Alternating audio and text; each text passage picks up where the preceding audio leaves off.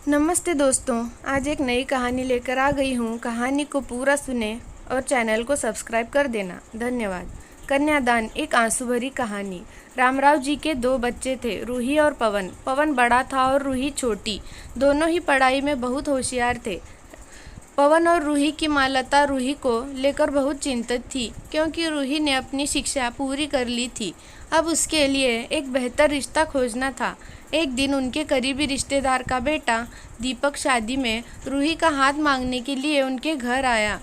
दीपक को सभी पसंद करते थे। वह दिखने में भी अच्छा था और एक अच्छी कंपनी में कार्यरत भी था।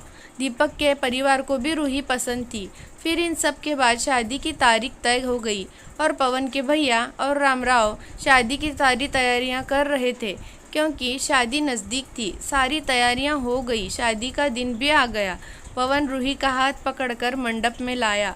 रूही सुंदर गुड़िया सी दिख रही थी। सुंदर नाक, आंखें, रंग गोरा, लंबी लंबी चोटी। रूही देखने में बहुत सुंदर थी। पवन रूही को मंडप में लाया और पंडित ने रूही को कन्यादान के लिए हाथ आगे करने को कहा और उसका हाथ कांपने लगा। जिस पिता ने इस हाथ को पकड़कर दुनिया में चलना सिखाया, वही आज उसका हाथ किसी और पुरुष के हाथ में देने जा रहे थे। अपनी उस बेटी के बिना अपना बाकी का जीवन बिताना, ये विचार ही उनके लिए काफ़ी कष्टदायक था। पिता ने उसका हाथ पकड़ लिया और उसके होने वाले पति ने नीचे से उसका हाथ को सहारा दिया। कन्यादान की रस्म शुरू हुई। हाथों से पानी की एक एक बूंद गिरने के साथ पिता की आंखों से भी बूंद बूंद आंसू गिर रहे थे। अपने कलेजे का टुकड़ा दान करते समय क्या अवस्था होती है, तब वह रामराव ने जाना। वह रस्म खत्म हुई। पंडित जी ने लता और रामराव के हाथ में दियों से भरा पर्दा दिया। उनके सामने बेटी और उसका पूरा ससुराल परिवार बिठाया और पंडित जी ने कहा, आज से आपकी बेटी उनकी हो गई। उनसे कहो कि उसका अच्छे से ध्यान रखे। लता अपने मायके वालों के लिए एकदम पराई हो गई। उसकी आंखों में आंसू भर आए।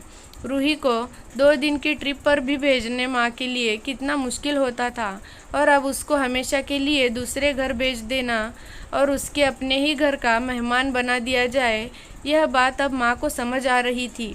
उस रस्म के बाद दूल्हा गेट पर आ गया। पंडित जी ने आवाज़ दी, लड़की के मामा लड़की को लेकर आओ। उस मामा का हाथ पकड़कर वह उस अंतरपाट पर जा रही थी। सुबह उठकर एक साथ नाश्ता, फिर मस्ती, फिर मामी के हाथ का खाना और रात में मामा के गोद में सिर रखकर सोने वाली भांजी आज उस मामा को दूसरे के हाथ में सौंपनी होगी।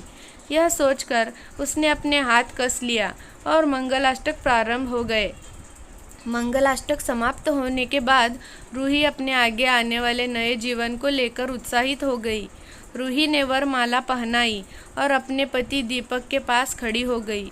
रूही के सामने बहुत से लोग खड़े थे। कुछ आशीर्वाद दे रहे थे और कुछ पास होकर स्तुति कर रहे थे।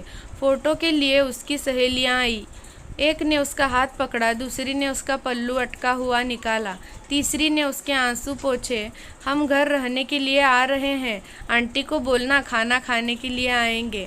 उसे उस एक कमरे की आवाज़, एक दूसरे के अधिकार और वह दिन याद आ गए जब वे एक साथ रहती थी। अचानक पति ने कहा कि तुम चारों की तस्वीर ले लो। मैं साइड में खड़ा हो जाता हूँ और वह चारों चेहरे हंसे। खाने की कतार में आज रूही माँ पापा से दूर दूसरे लोगों के साथ बैठी थी। खाना खाने के बाद पंडित जी ने गौरी हार की पूजा करने के लिए बुलाया। रूही ने वहाँ मन से पूजा की। माँ ने रूही की झोली भर दी और अनीता आंटी ने कहा कि आप पीछे मुड़ना मत। रूही अचानक चौंक गई। वह आगे बढ़ने लगी। इतने सालों से बच्चे की तरह पाले हुए उस चाचा का बांध टूट गया। स्कूल से घर वापस आने में देर हो जाने पर अस्वस्थ होने वाला वह चाचा जी, जन्मदिन पर 5-6 फ्रॉक उसके आगे लाकर रखने वाले चाचा जी, मैं नहीं आने वाली आज घर में, चाची के पास रहूंगी कहकर रोने वाली वह आज हमेशा के लिए दूर चली जाएगी। यह रूही के दूसरे माँ पापा के रूप में चाचा चाची को भी यह बात सहन नहीं हो रही थी। उसकी पहचान आज बदल चुकी थी। हाथों की वह हरी चूड़ियाँ, पाँव में बिछिया और गले में मंगलसूत्र नए जीवन की राह दिखा रहे थे। सास का हाथ पकड़कर रूही उस फूलों से सजी गाड़ी में दीपक के साथ बैठी। उस गाड़ी में खुशी थी और उस गाड़ी के बाहर खड़े सभी लोग आंखों में आंसू लिए उसे अलविदा कह रहे थे। रूही बोली, मम्मी पापा आती हूँ मैं, बहुत मुश्किल काम का सपना देखते हैं लड़की के जन्म के बाद से ही। धन्यवाद।